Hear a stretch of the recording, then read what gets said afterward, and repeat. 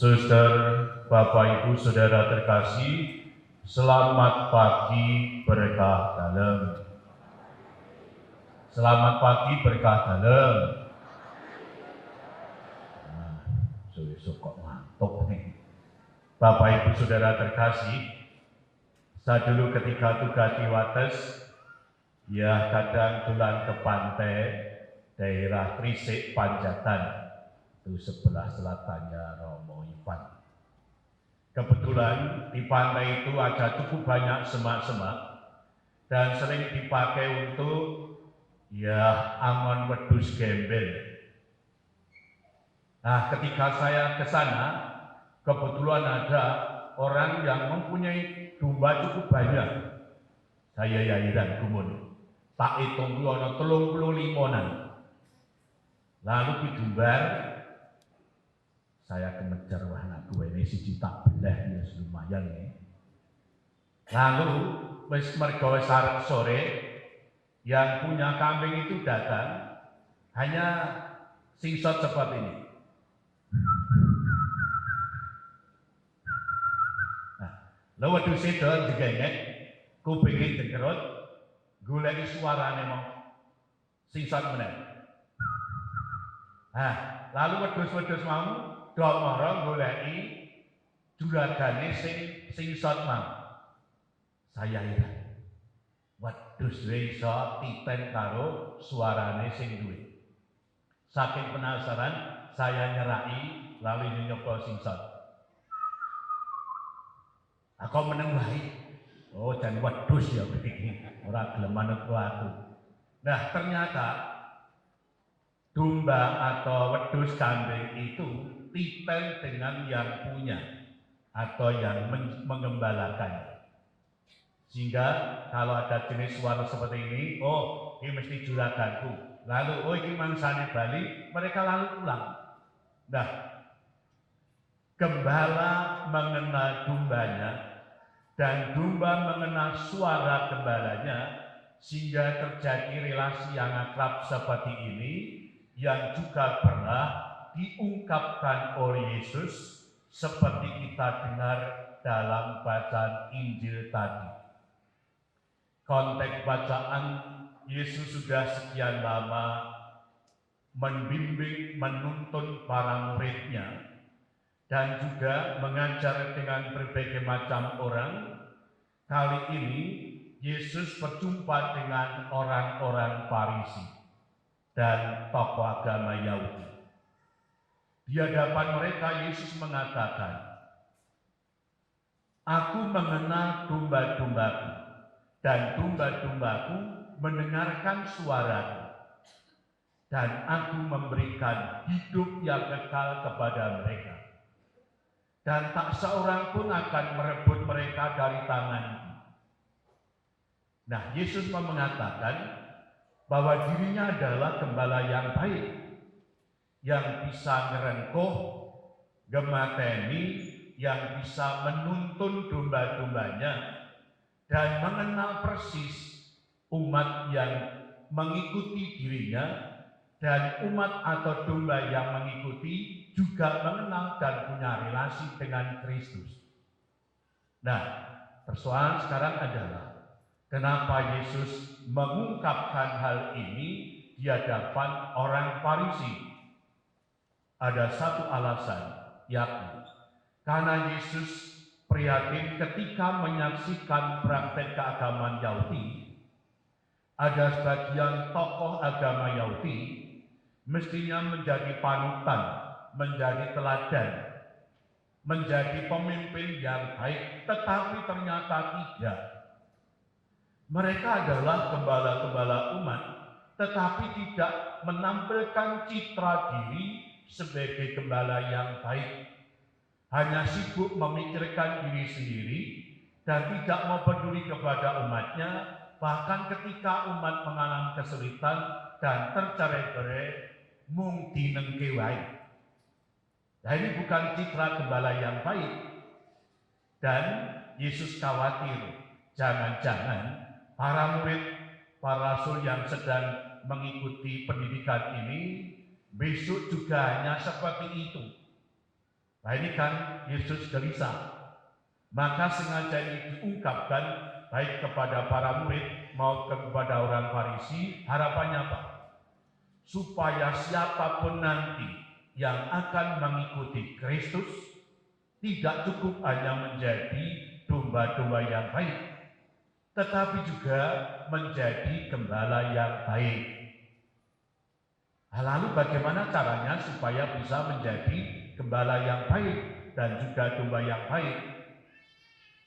Penjelasannya adalah jika orang itu mau dibimbing oleh Kristus Sang Gembalaku, mau dibimbing, dituntun ke arah hidup yang baik, yang benar, lurus dan suci, orang tersebut akan punya relasi personal dengan Kristus. Karena punya relasi personal dengan Kristus Sang Gembalaku, lalu mengenal pribadi Kristus dan semangatnya. Karena mengenal pribadi dan semangat Kristus, lalu ia memiliki semangat kegembalaan Kristus sendiri yang rela mengabdi, melayani dengan tulus tanpa pamrih, bahkan melayani dengan sepenuh hati, dengan segala kerendahan hatinya. Nah, spiritualitas pengembalaan Kristus seperti ini yang mestinya dialami oleh para gembala-gembala gereja. Lalu contohnya seperti apa? Orang yang punya relasi personal dengan Kristus Sang Gembalaku, lalu memiliki semangat kegembalaan Kristus sendiri. Misalnya seperti yang dialami oleh Paulus dan Barnabas, seperti kita dengar dalam bacaan pertama tadi. Kedua tokoh ini tampil sebagai gembala umat yang baik.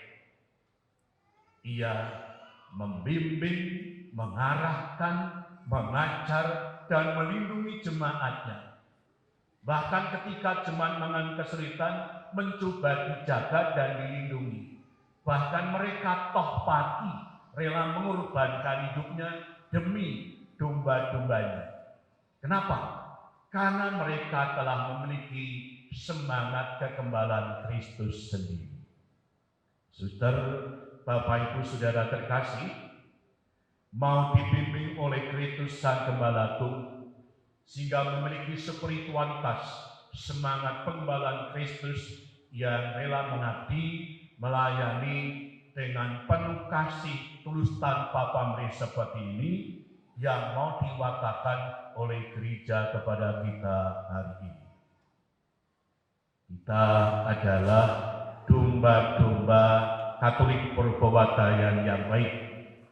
Dan sekitar data terakhir yang tadinya 10.000 sekarang menjadi 9.000 sekian data valid. Umat Purba ini banyak. Ini adalah domba-domba yang baik. Nah, di antara domba-domba ini ada yang dipilih dan dipercaya Tuhan menjadi gembala umat. Ia menjadi ketua lingkungan, ketua wilayah, pengurus dewan, dan masih banyak pamong-pamong yang lain. Mereka adalah gembala. Nah, mestinya kita orang yang dipercaya Tuhan menjadi gembala ini, ya kita harus punya semangat kegembalaan Kristus sendiri yang mengabdi, melayani umat dengan penuh kasih, tulus rendah hati tanpa pamrih. Nah, mestinya kaya ngene iki. Kenyataan itu bagaimana? Ada sebagian umat, tokoh, pengurus gereja yang memiliki semangat kegembalaan Kristus. Nang gereja sregep, pelayanan sregep, total. Dan ini membuat mereka semangat, gembira, dan berkobar-kobar. Walaupun di rumah pekerjaannya banyak, di kantor ada, tetapi bisa meluangkan waktu. Kenapa? Karena punya kepratinan pastoral tertentu. Dan ini yang menggerakkan mereka. Dan bisa menjadi gembala yang baik. Tua lingkungan, ini Umat tahun ini kita buat program. Nah, program ketok tiap bulan ada apa? Yo diarahke, yo nganake rekoleksi, yo nganake ziarah, yo sembayangan. Ini bulan katekes liturgi. Ada arah, ada visi, sehingga umat yang didampingi nyaman, senang, dan berkembang rohani. Ini baik. Tetapi juga ada beberapa tokoh umat sing ora iso dadi pangon sing becik, seneng yen dadi pejabat gereja, ning ora nandhangi apa-apa, mung seneng jenenge cementel, dadi pengurus gereja. Tetapi ya ndak ada program apa-apa, ya umate mengambil sudah ya nengking baik. Nah, ini bukan citra gembala yang baik. Kenapa bisa seperti itu? Rupanya belum punya relasi personal dengan Kristus Sang Gembala Agung dan belum memiliki spiritualitas kegembalaan Kristus.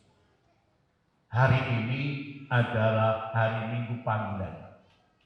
Gereja omong mengenai panggilan menjadi gembala umat, tidak hanya tokoh awam, tetapi panggilan khusus menjadi imam, bruder maupun suster. Maka ini yang ini ya seragamnya putih-putih itu suster itu wong lumrah itu kaya malaikat ning wi para suster yang memilih celak hidup celak khusus. Nah, kami para romo itu juga gembala. Kami sudah 28 tahun menjadi imam dan saya sudah tugas ke berbagai tempat. Kenapa saya kok dulu jadi romo? Saya SMP itu mau krisma, harusnya Uskup Semarang yang krisma, tetapi waktu itu Menteri Agama mutuske para misionaris asing harus kembali ke negaranya dan dana untuk Indonesia dihentikan. Lalu diadakan sidang darurat KWI, nah Uskup Semarang ke Jakarta. Saya yang menerimakan krisma Vijen, saya selalu terngiang tahun 78. Lalu saya waktu itu berpikir, loh, kalau para misionaris asing yang di Indonesia suruh pulang, nah terus sapa sing neruske pakaryan pasaman suci di Indonesia ini? Saya lalu berpikir, saya siap ingin jadi romo. Kasihan kalau nanti tenaganya diambil. Maka sejak SMP saya sudah punya pikiran, nek wis rampung SMP atau saya akan masuk seminar. Dan saya omong keluarga, aku ada romo, apik le, karena padi saya romo, budi saya juga sudah. Lalu saya masuk seminari dari Pandit dan saya diterima. Di sana lalu tidak Toyutan, Gangli, lalu Kentungan. Lalu saya semakin mengolah motivasi. Kenapa? Saya kok pengen jadi romo. Saya lalu merumuskan bahwa saya di romo bukan karena idealitas tertentu, pengen jadi romo beniki tidak. Saya jadi romo karena punya keprihatinan pastoral tertentu. Dan keprihatinan ini yang mengubarkan saya setiap saat. Jadi dulu karena berangkat prihatin, tenaganya diambil, lalu sapa sing neruske, saya lalu pengen jadi romo. Juga didukung paroki saya waktu itu, romo parokinya rawone iki isih nom. Ning nek bisa sok telat. Humiline ra cetha mung protak-protak ngalor ngidul kae, aku jelek. Ana sing sepuh tuwa, aku ya ora pindah-pindah, rek humili mung mareng ngantuk, aku jeli. Alah, Rama kok kaya ngono ya. Aku pengen dadi Rama ning dudu kaya ngono kuwi. Nah, ternyata ini selalu mengubarkan saya. Maka dimanapun saya ditugaskan menjadi Rama, di mana ada paroki sing bubrah, manajemen rung kemata, umat semrawut, manajemen keuangan ya ora cetha, saya malah luwih kerasa. Saya lebih senang paroki sing murat-marit daripada paroki sing wis mapan. Karena ini mengubarkan saya dan saya lalu berbenah, dan ini karena saya berangkat dari keprihatinan. Di mana ada tantangan, kesulitan hambatan, itu bukan halangan, tetapi justru peluang untuk maju. hari yang mengubarkan panggilan saya. Lain hanya jika ada Romo, Buddha Suter, berangkat dari idealitas tertentu, aku pengen dadi Romo sok ben cerak Roma, ben disubir doa. Ketika yang diidealkan tidak dialami, Romo atau Buddha Suter pasti krisis iman, krisis panggilan. Karena yang dibayangkan tidak ada, lalu goyah panggilan dan paling milih keluar. Lain hanya jika berangkat dari keprihatinan. Ketika ada kesulitan apapun, justru itu yang mengubarkan. Nah, Paulus Barnabas juga mengalami kondisi yang seperti ini. Maka kami mengajak orang-orang muda zaman ini, walaupun di zaman digital, tawaran dunia sangat glamor, kenikmatan dia ada di mana-mana. Iya masih ada 1-2 orang Purba ini, orang muda sing iso mikir panggilan jadi Romo, Bruder maupun Suster. Karena kalau mereka nanti sudah tua, siapa yang akan teruskan? Dirubah, karena tenaga imamnya semakin sepuh, tidak ada, gereja ini tutup. Apa ya Indonesia, Semarang ini harus ini. Nah maka silahkan mereka yang muda, yang laki-laki silahkan nyoba jadi Romo atau Bruder. Jadi Romo ki gampang syaratnya, ora kudu bodoh. Jadi Romo gampang, ora kudu bodoh, wis mau kuwi.